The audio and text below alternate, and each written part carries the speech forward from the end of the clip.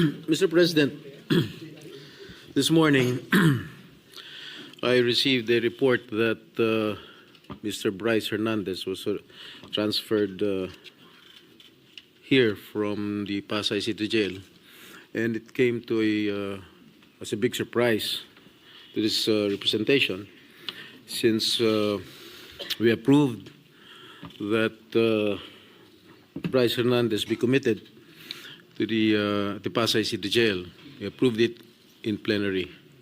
Mr. President, last Tuesday, when he appeared before the TRICOM at the House Committee, at the House of Representatives, the opening statement, if my memory serves me right, of Mr. Bryce Hernandez is that, pwede ba dito na lang ako makulong? Ayoko pong bumalik sa Senado dahil merong mga senador na involved dito sa flood control. And much to my surprise, he mentioned this representation together with Senator Joel Villanueva. After his testimony, full of lies, according to the Senate President, he talked with the Speaker of the House, and they reached an agreement that he be committed at the PNP Custodial Center. But when I discovered that when he was at the PNP Custodial Center, not one OSA member was guarding him there. Ni isa sa mga OSA na dapat meron tayong physical custody of that person. Wala nang pakialam ang pulis dyan eh. Tayo na ang may physical custody. Pero nasaan? Nasaan ang nagagwardya sa kanya doon? Eh kung biglang tumakas yun, biglang pinatakas ng pulis yun, paano na?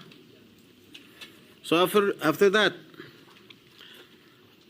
nagdesisyon po tayo here, plenary, that we commit him at the Pasay City Jail. And everybody approved of it. When I made my motion, sinigundahan ni Majority Leader Senator Mig Zubiri, and no one objected. At ang sabi dito, I got hold of this letter from the lawyer of Mr. Bryce Hernandez. Third to the last paragraph.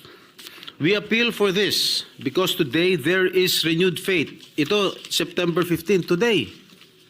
Under your leadership, Senate President Soto, and with Chairman Lacson's stewardship of the Blue Ribbon Committee, there is assurance that the Senate will stand not only as a body of discipline, but as an exemplar of fairness.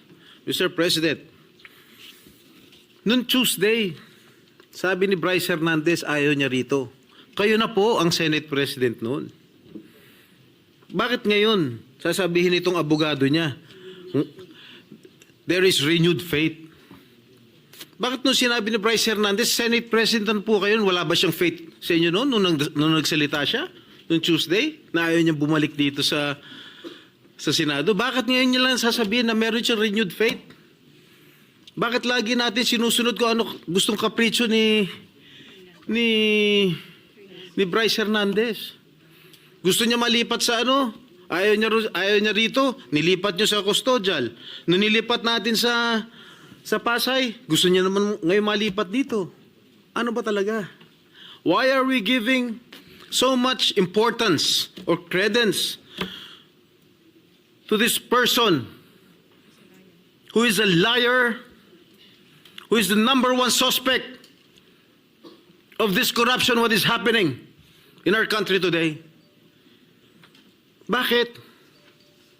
Bakit? Meron ba nagproprotection sa House of Representatives?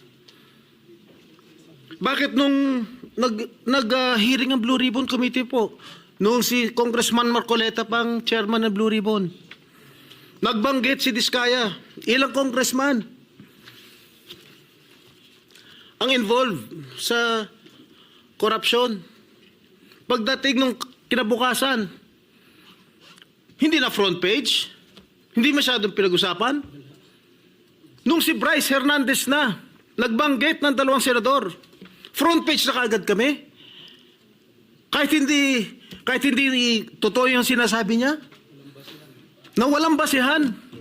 30% commission daw. Ang putang ina. I'm sorry. Strike that from the strike out from the record. Which part? I'm sorry. The phrase is How can- stricken off the record. How can I demand 30%? What is his basis, Mr. President? Pagkatapos niyan, wala na, kumalat na. Front page na sa lahat ng mga newspaper of general circulation. Lahat na. Masama na kami ni Joel Villanueva. Sa social media, everything, lahat. I've been there. Kaya pinag-iingatan ko pangalan ko. Why should I do such a thing, Mr. President? Why? I will never do such thing, Mr. President. Porket ba I'm actively participating in the Blue Ribbon Committee? Porket ba matapang ako magtanong? Ako na kaagad ang target nila? Bakit? I'm just doing my job as your senator. I have an oath to defend. I want to get all the bad crooks here in the government. That is my duty as your senator, Mr. President. Mr. President, sobra-sobra na. Lahat po kami apektado na. Even the Senate as an institution is also affected by the testimony of one habitual liar. Bakit paniniwalaan natin siya? Bakit yung mga yung sinigaw ng mga congressman? Bakit? Bakit hindi natin imbestigahan? Bakit yung mga senador ang iniimbestigahan? Ako, I'm open to any investigation. In fact, Mr. President, ngayon pa lang, kahit hindi pa nagko-comment sa Blue Ribbon Committee ni Senator Lacson, ngayon pa lang, I'm willing to sign any waiver to open my bank accounts. And that I'll put that on record. I don't know with Senator Joel. Maybe he will also conform with my idea. So, Mr. President, wag namang ganun. Bakit panay senador lang ang gusto nilang ipako sa krus?